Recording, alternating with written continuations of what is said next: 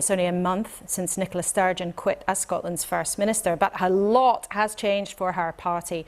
In recent days, the SNP winning machine has looked a bit more like a rabble. There have been scraps between the contenders trying to replace her, and yesterday the party's chief executive, who just happens to be Ms Sturgeon's husband, quit after the party failed to come clean over a simple question of how many members it has. In the last couple of weeks, we've spoken to Ash Regan and Hamza Yousaf, who are both after the job, but yesterday it was Kate Forbes' turn. Now, she's faced tricky questions of her own due to her conservative Christian beliefs, but we spoke to her yesterday, just an hour or so after the party chief executive's dramatic exit. I think at the heart of this is about the fact that the decisions within the SNP have been taken by too few people. And I think that's well recognised across the political domain. And SNP members want to know that our institution is democratic, that they can influence it, that they can shape policy. I think there's been a feeling that they are disempowered from that process. With the departure of the chief executive, though, are you now confident that this contest is being run fairly, or would you still like there to be an independent auditor looking at how it's being run?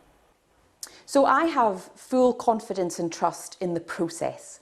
The point I made around an independent auditor was to try and give as much trust and confidence to those that were voting. It's fairly standard common practice when it comes to election contests for there to be that third-party independent auditing. And I would hope that we can get to the end of this contest knowing that the decisions that SNP members are taking when they vote is the decision that they truly want when it comes to leadership of the party.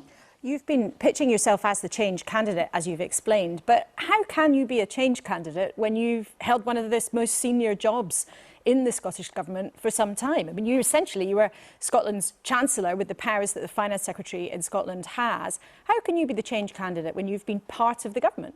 In a contest, we have the opportunity to talk about what's been going well in the party. And let's make no mistake, the SNP has been winning elections because of many of the things that it has done well, and I'm proud of that track record. But we are in the teeth of a cost of living crisis. Our NHS needs reform. Businesses have weathered storm after storm with Brexit, COVID, cost of living. We fundamentally need to talk about how to lead the party into the next decade. But what is it that you think has gone wrong? If you want to do things differently, we've heard that loud and clear. What has gone wrong then? Three things. One, the ability to listen, to understand the priorities of the people that we are here to serve. Secondly, the ability to deliver.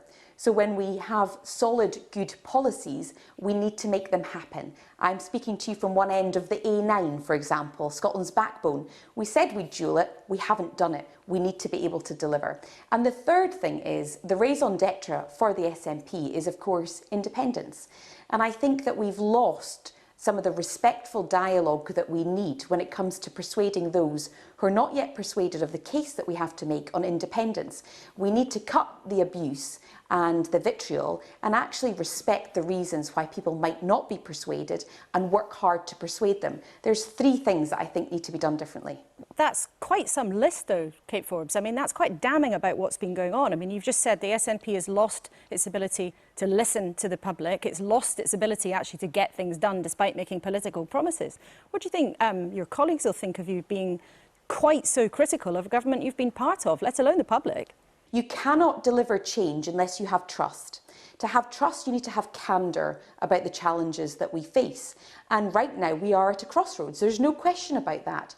We have come through 16 years of successful government. If we are going to see the SNP continue to win elections, continue to take on the opposition, not least the Labour Party at the next election, that we need to get serious about what's worked and what's not worked. And I think you can build on the solid track record that we have whilst being conscious of what else needs to change. And, you know, if continuity was good enough, then there's a candidate here who offers continuity. And you're referring there to Hamza Yousaf, who at the moment a majority of MSPs have said they back.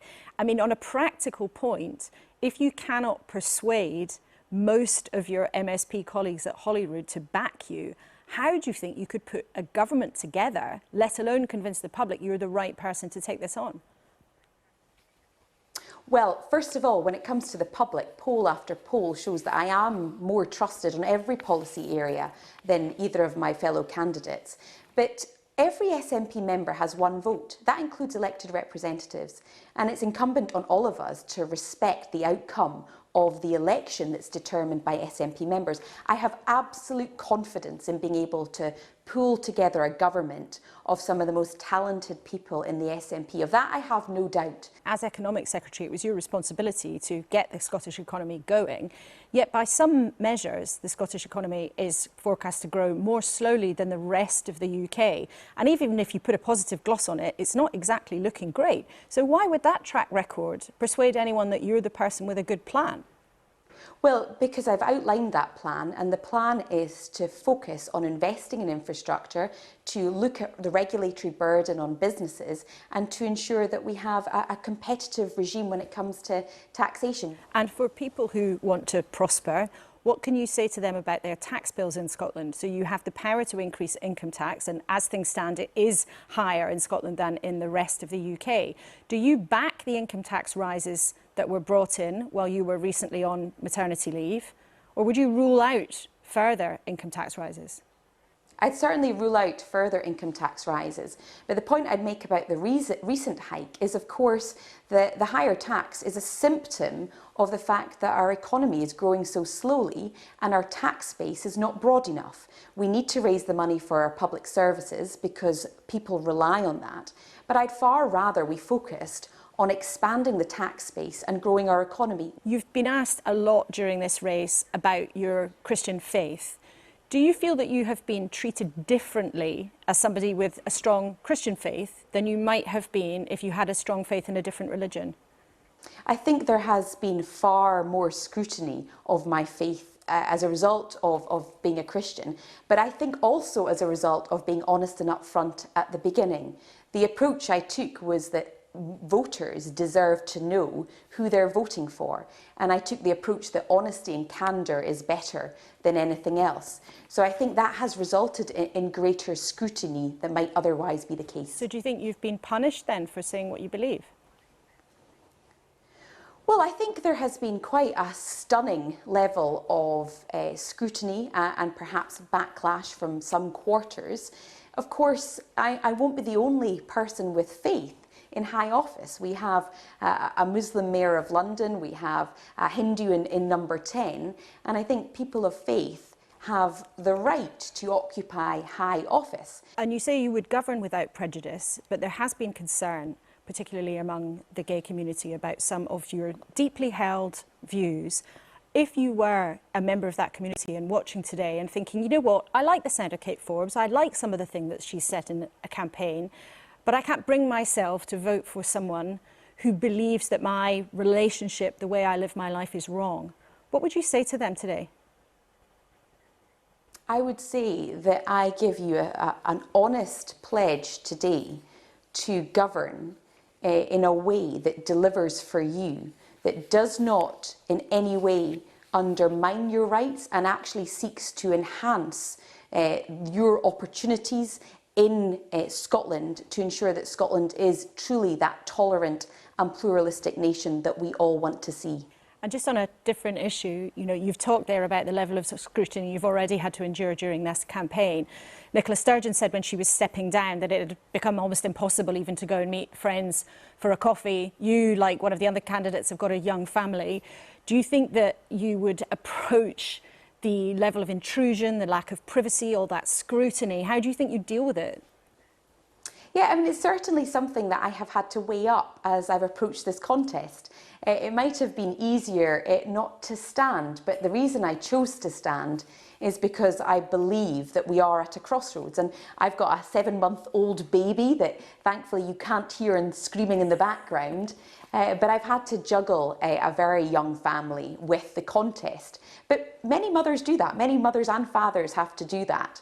And I would certainly look for a slightly more sustainable model when it comes to childcare if I get the role.